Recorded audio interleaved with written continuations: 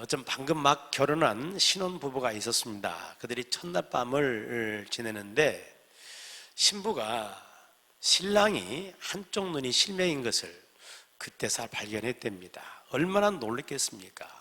그래가지고 신랑에게 원망하는 겁니다. 왜 나를 속였느냐고, 왜 나에게 진정 이야기 안 했느냐고 원망하니까 신랑이 하는 말이, 내가 진즉 당신에게 말했지 않느냐고.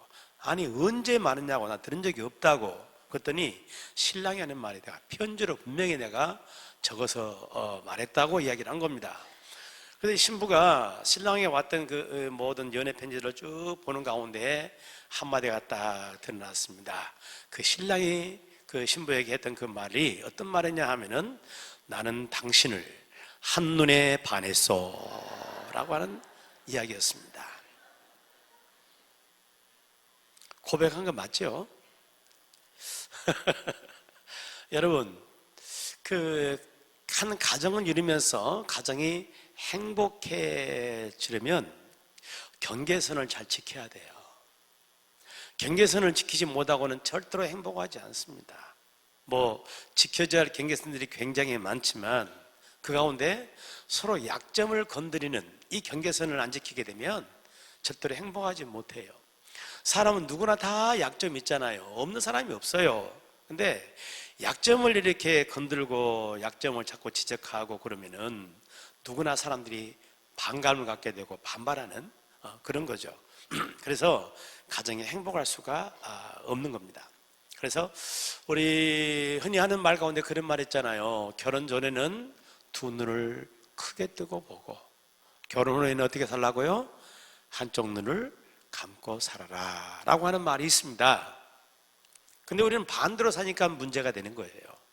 결혼 전에 두 눈을 탁 뜨고 봐야 되는데 결혼 후에는 두 눈 감고 봐요. 그냥 아무것도 안 보이는 거야. 그냥 한순간 마음이 혹 가가지고 이걸 찾는 겁니다.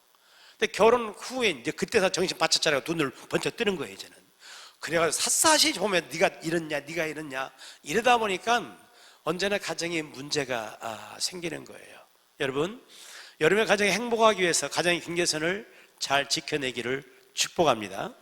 경계선은 중요해요. 지금 우리가 이제 우한 폐렴으로 인해 가지고 전 세계가 참 어려움을 겪고 있습니다. 근데 원인을 따져놓고 보게 되면 결국 경계선이 무너진 데서 온 거 아닙니까? 중국의 우한이라는 곳에서 이 우한 폐렴이 발생을 했습니다. 초동에 그 경계선 벗어나지 않도록 경계선을 잘 봉쇄하고 지켰다고 한다면은 이게 세계로 확산되지는 않는 거죠. 근데 처음에 쉬쉬쉬하고 그것을 이야기했던 이런 의사에 대해서도 유언부여 선포한다고 해가지고 그를 징계하고 막 이렇게 쉬쉬하다가 결국 이게 급속도로 퍼져나가 버렸잖아요. 중국 전역으로 또한 전 세계로 이게 퍼져나가면서 우리나라 역시도 이것 때문에 많이 힘들어하는 이런 상황 가운데 있는 거죠. 그래서 우리나라에서도 이 대책을 세우고 있죠. 정부에서 힘써 대책을 세우고 있습니다. 근데 어떤 분들은 이야기하기를 밑 빠진 독에 물 붓기라고, 우한 지역을 거쳐서 오는 모든 외국인들은 우리나라 입국을 허용하지 않지만 이거는 아니다는 이야기죠. 중국 전역을 다 봉쇄해야 된다, 이렇게 이야기들을 많이 합니다. 그걸 주장하는 것이 국민청원으로 70만 건이 넘었고요. 그리고 대한의사협회에서도 역시 그것을 제안한 거죠. 이거 아니면 안 된다고 이야기를 하죠. 하지만 그렇다고 다 이렇게 막을 수 있는 것은 아니죠. 왜요? 이미 세계로 퍼져나가 버렸어요. 일본을 통해서도 들어올 수 있고 다른 나라를 통해 들어올 수 있고, 우리 광주 지역에 지금 3명이 발병했지만 이게 바로 어디서 온 거예요? 태국 갔다 왔다가 거기서 온 거잖아요. 그러니까 이게 이제는 막을 길이 없는 막 이런 모습이 되어 있는 이런 것들을 보게 되는 거죠. 그러니까 경계선을 지킨다는 것 자체가 얼마나 중요한지 또다시 우리가 교훈을 받는 겁니다. 여러분, 이 우한 폐렴이니 이런 것에 대해서만 경계선이 있는 것이 아니고 성경을 보게 되면 하나님 말씀의 경계선이 있다는 사실을 우리에게 말씀하고 있어요. 넘어서는 안 되는 경계선이 있다는 거예요. 우리가 지난 2주 동안 말씀을 따라가는 삶에 대한 이야기를 함께 나눴어요. 말씀은 우리 삶의 등불이잖아요. 방향을 보여주는 겁니다. 어떻게 살아갈 것인지, 이 방향으로 가야 될지 저 방향으로 가야 할 것인지 말씀은 우리에게 그 길을 비춰주는 거잖아요. 그리고 우리 말씀은 인생을 살아가는 힘을 주는 거죠. 말씀을 먹어야 사는 것이고 말씀의 은혜를 받아야만이 힘이 나서 이 어려운 세상을 이겨낼 수 있는 거잖아요. 그래서 말씀을 따라 사는 것은 굉장히 중요합니다. 근데 오늘 본문을 보게 되면 이 말씀을 따라가는 삶 가운데에 하나님은 경계선을 분명히 우리에게 말씀하고 있어요. 넘어서는 안 되는 경계선이 있다는 것을 우리에게 말씀하는 거죠. 그게 바로 6절의 말씀입니다. 6절을 보게 되면 형제들아 내가 너희를 위하여 이 일에 나와 아볼로를 들어서 본을 보였으니 이는 너희로 하여금 어떻게 하라고요? 기록된 말씀 밖으로 넘어가지 말라 한 것을, 기록된 말씀 밖으로 넘어가지 말라는 겁니다. 말씀의 경계선이 있는 거죠. 이 경계선을 넘어가지 말라는 겁니다. 이걸 말씀하고 있는 거예요. 그러니까 하나님 말씀에는 분명히 경계선이 있는 겁니다. 오늘 고린도 교회의 상황을 이렇게 보게 되면 고린도 교회는 분쟁이 심한 교회였습니다. 교인들이 하나 되지 못하고 화목하지 못하고 서로 파당들이 형성됐어요. 어떤 사람은 나는 바울파다, 나는 베드로인 게바파다, 나는 아볼로파다, 나는 이파 저파도 아니고 메파 베드로파도 아니고 나는 그리스도 예수파다. 그것도 파당이잖아요. 그것도 이런 서로 파당으로 서로 분쟁하고 서로 싸우고 서로 비난하고 서로 끼리끼만 놀고 이런 모습이었어요. 그런 교회를 향해서 주님이 주시는 이 소중한 말씀은 기록된 말씀 밖으로 넘어가지 말라, 말씀의 경계선을 지켜라고 말하는 겁니다. 여러분, 이거는 오늘 우리에게도 해당되는 소중한 말씀인 줄로 믿습니다. 말씀의 경계선을 지켜야 되는 겁니다. 말씀의 경계선을 지켜야 교회는 교회대로 은혜가 되는 것이고 가정은 가정대로 사는 거고 내 신앙은 신앙대로 성장해 나가는 그런 삶을 사는 줄로 믿습니다. 그래서 말씀의 경계선을 우리는 잘 지켜나갈 때 이것이 우리 삶을 복되게 한다는 거예요. 여러분, 그럼 말씀의 경계선이 오늘 뭐냐? 그게 뭔지 6절 하반절을 보게 되면 기록된 말씀 밖으로 넘어가지 말라 한 것을 우리에게서 배워 서로 대적하여 무슨 마음을 가지지 말라고요? 교만한 마음을 가지지 말게 하려 함이라. 말씀의 경계선을 넘어간 것은 바로 뭐냐면은 교만한 마음을 품는 거예요. 아멘? 그럼 말씀의 경계선은 뭡니까? 겸손해요, 겸손. 겸손한 마음으로 살아가는 것이 말씀의 경계선을 지키는 겁니다. 겸손한 마음을 잃어버리고 교만된 마음을 품고 살아갈 때 이미 우리는 말씀의 경계선을 넘어가 있다는 사실, 이걸 우리에게 말씀해 주고 있는 거예요. 그러므로 신앙생활은 살아가면 살아갈수록 더 겸손해져야 되는 것입니다. 이게 신앙생활 제대로 살아가는 거예요. 믿음의 길을 걸어가는데 가면 갈수록 더 교만해져 간다. 이건 말씀의 경계선을 넘어가 있는 아주 위험한 신앙인 거예요. 그러므로 말씀을 받으면 받을수록 더 겸손해야 되는 것이고, 말씀은 알아가면 알아갈수록 더 겸손해야 되는 것이고, 신앙생활의 연조가 한 해 한 해 더 많은 데 갈수록 더 겸손해야 되는 것이고, 하나님 우리에게 직분을 주시면 주신 만큼 더 중하면 중한 말씀만큼 더 겸손한 그런 모습으로 살아가는 거, 이게 바로 말씀의 경계선을 지키며 살아가는 삶의 모습인 줄로 믿습니다. 여러분, 말씀의 경계선인 이 겸손을 지키며 살아가게 되면 우리에게는 내일이 있는 겁니다. 이게 넘어가서 교만하게 되면 미래가 없는 거예요. 하나님도 그를 기뻐하지 않아요. 사람도 그를 좋아하지 않아요. 여러분, 한번 생각해 봐요. 그저 우리가 어느 식당에 들어갔다고 생각해 봅시다.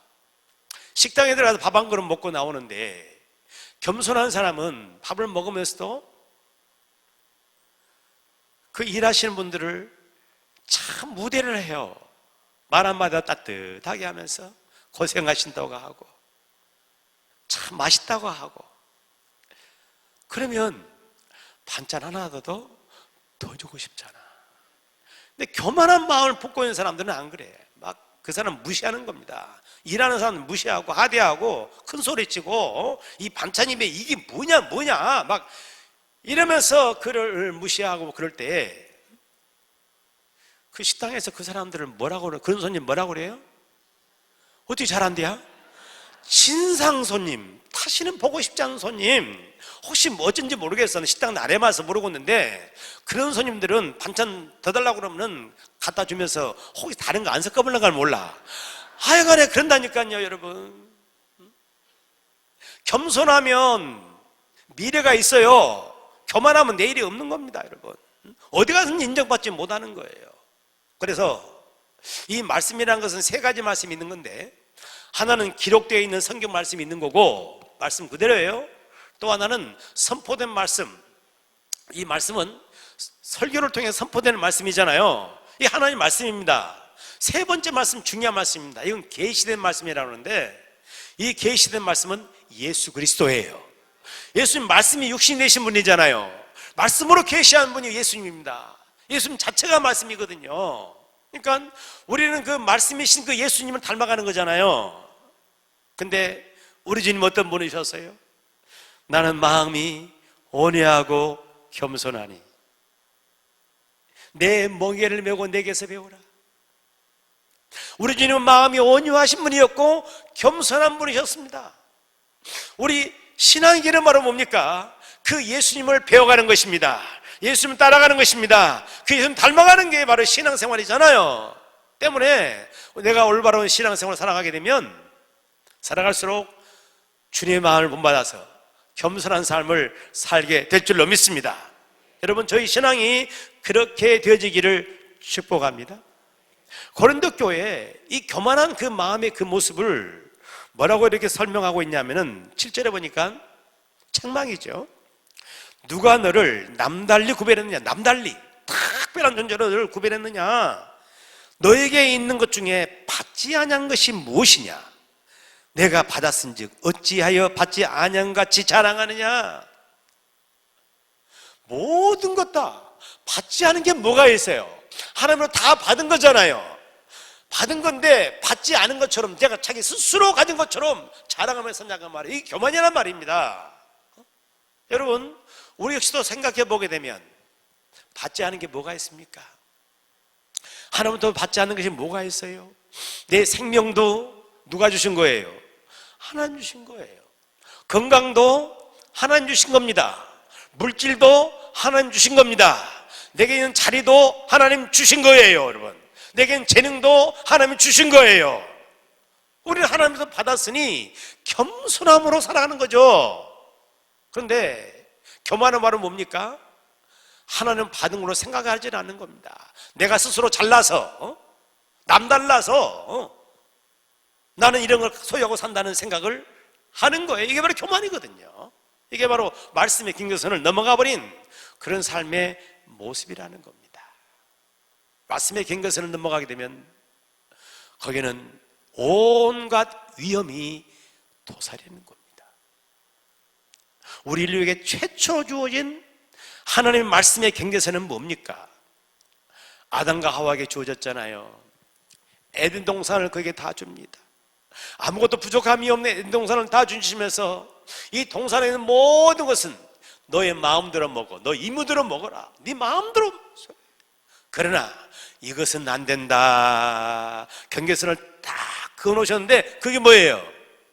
선악을 알게 하는 나무의 열매를 먹지 말라. 먹으면 반드시 죽는다고 경계선을 하나님이 딱 그어놓았어요. 말씀의 경계선이죠. 그런데 아담과 하와 그 경계선을 넘어가 버렸어요. 교만이죠. 넘어가 버렸어요. 넘어가 난 다음에 어떤 일이 벌어졌습니까? 말씀의 경계선 넘어가니까 그들에게 온갖 어려움과 온갖 위험들이 도사리고 있는 것이죠. 넘어가고 보니 좋은 세상 열 줄 알았는데 하나님이 이제는 무섭기 시작한 겁니다. 두렵기 시작하는 거예요. 하나님 낯을 피해서 하나님 관계가 끊어져 나가는 거예요. 사랑 관계를 어떻게 됩니까? 그 전에 그 부부가 이는 내 뼈 중에 뼈요 살 중에 살이로다, 그렇게 서로 사랑했던 사람이 이제는 서로 책임전 관계. 네 탓이야, 네가 문제야. 그 형제간들이, 형이 동생을 죽이는 이런 비극적인 일들이 벌어지기 시작하는 겁니다. 말씀의 경계선을 넘어가면 온갖 위험이 도사리는 거예요. 근데 이들이 왜 이 말씀의 경계선을 넘어간 겁니까? 사단이 결정적으로 아담과 하와를 말씀의 경계선을 넘어가게 만들었던 말이 무슨 말이에요? 이걸 네가 먹으면 너의 눈이 밝아져서 네가 하나님처럼 될 거야. 이 교만된 마음이죠. 자기 자리를 못 지키고 하나님처럼 되고 싶은 이런 마음을 부추겨 올라가는 거죠. 교만인 겁니다. 교만이요.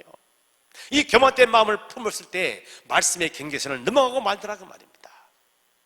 여러분, 말씀의 경계선은 겸손입니다. 내 마음에 교만이 들어왔다는 것은 이미 말씀의 경계선을 넘어가고 있는 거예요. 이걸 넘어가고는 절대로 행복이 없는 겁니다. 그래서 성경에 말씀하시잖아요. 잠언 16장 18절에 유명한 말씀, 교만은 패망의 선봉이요 거만은 넘어짐의 앞잡이니라. 교만하고는 미래가 없는 거예요. 여러분, 패망이고 넘어지는 것밖에 없는 거예요. 겸손한 자, 이런 사람들이 영원토록 인정받고 복되고 아름다울 줄로 믿습니다. 별로 정치가들을 별로 존경하지 않잖아요. 그런데 정치가였음에도 불구하고 가장 존경받는 사람이 있습니다. 이 사람이 에브라함 링컨이라는 대통령이었잖아요. 누구나 그를 존경하는 사람입니다. 근데 이분은 굉장히 겸손했대요. 이분의 그 외모적인 특징이 두 가지인데, 하나는 키가 굉장히 컸어요. 아직 키다리, 우리는 꺽다리라고도 합니다만 키가 그렇게 컸어요. 그래서 의자를 따로 맞춰야 할 정도로 다리가 기니까. 두 번째는 깡말랐대요. 얼굴도. 그래서 볼품이 없는 얼굴이에요. 한 소년이 그 턱수염을 기르면 훨씬 더 멋있겠다고 하는 그런 좋은 해설을 듣고 턱수염을 기르면서 조금 그나마 봐줄만 했답니다. 근데 한 번은 그 정적되는 국회의원이 많은 사람들 앞에서 에브라함 링컨 대통령을 면박을 주는 겁니다. 두 얼굴을 가진 이중 인격자라고. 얼마나 큰 모독입니까? 그런데 에브라함 링컨은 굉장히 겸손한 사람입니다. 그걸 인정을 해요. 그러면서 웃으면서 하는 이야기가, 만약 제가 얼굴을 두 개 갖고 있다면 이렇게 못생긴 얼굴을 갖고 나올 리가 있겠습니까? 웃으면서 이렇게 지나가 버려요. 참 우리나라 이 모습과는 너무 다르잖아요. 끝없이 막 부딪히는 이건 너무 다르잖아요. 그래서 겸손한 그런 사람들은 누구에나 인정받게 되고 사랑받으면서 영원토록 빛나는 그런 삶을 살게 되는 줄로 믿습니다. 여러분, 말씀의 경계선에 있는 거예요. 이 경계선은 겸손입니다. 교만된 그런 마음을 품은 그 순간에 우리는 말씀의 경계선을 넘어가는 것이고, 거기는 온갖 위험이 도사리고 있다는 사실을 깨달으면서 말씀의 경계선을 잘 지켜나가기를 축원합니다. 여러분, 그러면 이 겸손, 말씀의 경계선을 지켜야 하는 겸손은 도대체 무엇인가? 오늘 성경에서 그것을 우리에게 말씀을 주시는데 11절에서 마지막 13절까지 이렇게 말씀합니다. 바로 이 시각까지 우리가 줄이고 목마르며 헐벗고 매맞으며 정처가 없고 또 수고하여 친히 손으로 일하며 모욕을 당한 적 축복하고 박해를 받은 적 참고 비방을 받은 적 권면하니 우리가 지금까지 세상의 더러운 것과 만물의 찌꺼기 같이 되었도다. 사도 바울은 사도예요, 사도. 그리스도의 복음을 전하는 사람이에요. 근데 그가 그 길을 걸어가면서 세상에 더러운 것 취급을 당하고 마물에 찌꺼기 같은 취급을 당했다고 말해요. 이런 취급을 받으면서도 그가 사망의 길을 걸어갈 수 있는 것은 바로 뭡니까? 자신을 비운 겁니다. 내가 그래도 이런 사람인데, 내놓을 것 많은 사람이잖아요. 그런데 이걸 비워내지 못하면 이런 취급 당하면서 갈 수가 없는 거예요. 하나, 자신을 비워냈기 때문에 더러운 것 취급당하고 쓰레기 취급당하는 그런 가운데서도 그 길을 걸어가는 모습을 볼 수 있게 되는 것입니다. 그러면서 11절에서 말씀하는 대로 바로 이 시각까지 우리가 줄이고 목마르며 헐벗고 메맞으며 정처가 없고, 그 길을 걸어가면서 정말 온갖 어려움을 다 겪어갔지만은 자신을 비워냈기 때문에 이것을 수용합니다. 또한 12절에 말씀하는 대로 이 복음을 증거하는 그런 가운데 모욕을 당하면 어떻게 하고 싶어요? 갚아주고 싶잖아요. 박해를 받으면 더 대적을 싶고, 막 이런 것들이 있지만은 그러지 않냐고 모욕을 당한 즉 더 축복하고, 박해를 받아도 참아냈고, 비방을 받으면 더 권면했고, 이렇게 할 수 있는 그 모든 것은 바로 뭡니까? 자신을 비워냈기 때문에 가능하다고 말이죠. 아멘. 우리는 한마디만 들으면 막 그러잖아요. 나를 못 비우게 되면 감당할 수 없는 겁니다. 자신을 비워내는 것, 이게 뭐냐? 겸손인 줄로 믿습니다. 겸손이에요. 이 겸손함으로 자신의 주어진 사명들을 감당해 나가는 삶을 살았다는 겁니다. 그러니까 겸손이 바로 뭐냐? 겸손은 자신을 비우는 게 바로 겸손입니다. 우리가 영원히 본받아야 할 분, 영원히 따라할 분이 누구시라고요? 예수님. 그분은 온유하고 겸손한 분이라고 했어요. 근데 온유하고 겸손하신 그 예수님은 어떤 모습이었는가를 빌립보서 2장에서는 그렇게 말씀합니다. 너희 안에 이 마음을 품으라. 곧 그리스도 예수의 마음이니 그는 근본 하나님과 동등되는 본체이시나 동등됨을 취할 것을 여기지 아니하시고, 자신을 어떻게 해서 자신을 비워 사람이 되었고 사람의 모양으로 나타나사 자기를 낮추시고 죽기까지 복종하였으니 곧 십자가의 죽으심이라 그랬어요. 주님은 자신을 비워서 온 인류를 살리는 길을 걸어가신 겁니다. 주님이 자신을 비우지 않았다고 한다면 인류를 살릴 길이 없는 겁니다. 예수님이 하나님이세요. 하나님과 동등됨을 취할 걸 여기지 아니하시고 자신을 비워서 사람의 모양으로 이 땅에 오신 분이 예수님이란 말이에요. 자신을 비웠기 때문에 이 땅에 올 수 있는 것이죠. 그리고 십자가 지는 그 부끄러움, 그 처절함, 이 모든 것 감당하면서 사람을 살릴 수 있던 것은 바로 뭡니까? 자신을 비워냈기 때문에 가능했다는 이야기예요.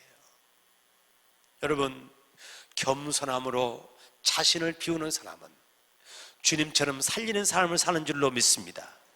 내 가정에 사는 길은 거기에 있는 거예요. 잘 살고 못 살고 문제가 아닙니다. 나를 비워내는 겸손이 있으면 가정은 사는 거예요. 말씀의 경계선을 넘어가 서로 교만하게 되면 늘 싸우고 다투는 일밖에 없는 겁니다. 교회가 사는 것도 우리 자신들이 말씀의 경계선을 지키면서 자신을 비워내는 겸손을 살아갈 때 교회가 사는 것이고, 이웃을 살리는 복된 역사는 말씀의 경계선을 지켜나가면서 자신을 비워 겸손하게 살아가는 여기에 있다는 사실을 깨달으면서 우리 삶이 그와 같이 복되게 살아갈 수 있기를 주님의 이름으로 축원합니다.